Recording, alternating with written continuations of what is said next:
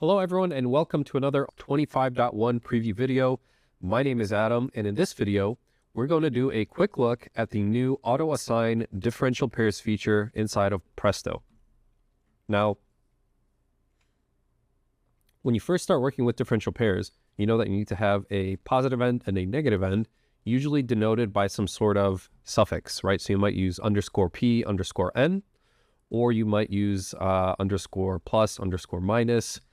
However you do this, right, you probably have some sort of standard, and then you want the tool to understand that standard and automatically assign your differential pairs based on that naming scheme that you use.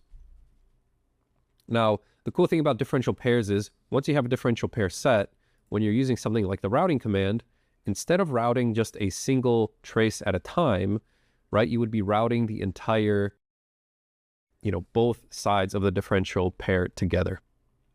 And to do that, we'll go up into the setup menu here and then select differential pairs. And this is the new differential pair automatic setup tool that we have in Presto 25.1. Now, what this allows you to do is pick, what are your differential pair polarity indicators? So like I said, if you use _p _n in order to denote your differential pair ends, then you can leave that checked. If you use _t _c, I personally don't use that, so I'll go ahead and uncheck that. I also don't use _pos _neg, and also this plus minus, not used by me. And then you'll notice if I uncheck the _p _n, this list here at the bottom will also be populated by all of the different candidates for automatic differential pair creation inside of my design. Now you can also add some user-defined polarity indicators. So for example, if you do underscore, well, I'm trying to think of a good example here, but let's just do _a and _b. Just add that. So _a _b. If I had a net like that in my design, then it would be added to this list, assuming that it matches this user-defined polarity indicators. Now, most of the time, if you're working on a design, you'll only have one standard, right? But this allows you to kind of, have your own standard also listed here as well. Now, if there's a prefix that you want to add to each of your differential pairs, so for example, diff underscore, then you'll notice that the new differential pair name will now have a name of diff underscore and then the name of the pair that it's creating. And the way that it actually creates that pair, so if you look at, for example, this, let's just make this a little larger. So TXO SO L clock _P and TXO SO L clock _N.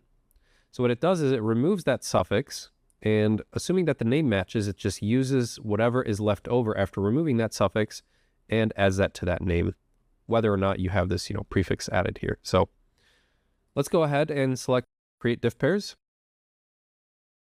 It's going to take a second because what it's actually doing is it's editing the constraint database, but we get this nice little log file that's just going to tell us if everything went okay, and it looks like everything has been created correctly.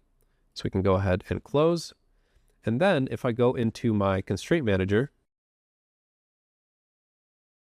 electrical analysis constraint manager, and just jump into any of these sections and look at net all layers, I should now have a bunch of differential pairs in my design. So they all have this diff underscore naming on it. So here's an example, the diff underscore DDR underscore clock. So my clock signal for my DDR interface. And again, just to show how it works, now that these are a differential pair, if I select one of these pins in my route command, now these are being routed as a differential pair. I haven't set up all of the spacing and the trace widths yet, but you'll see that, both of these are now being routed instead of just a single pin. So that's it for the automatic differential pair creation, guys. I hope you enjoyed this video. If you have any questions or comments, please leave those below. And if you have any recommendations on what you'd like to see in a future video, maybe some more tutorial content, or maybe you'd like to see some features that you're not very familiar with, please leave us a comment below as well. And thank you again so much for watching, and I'll see you in the next video.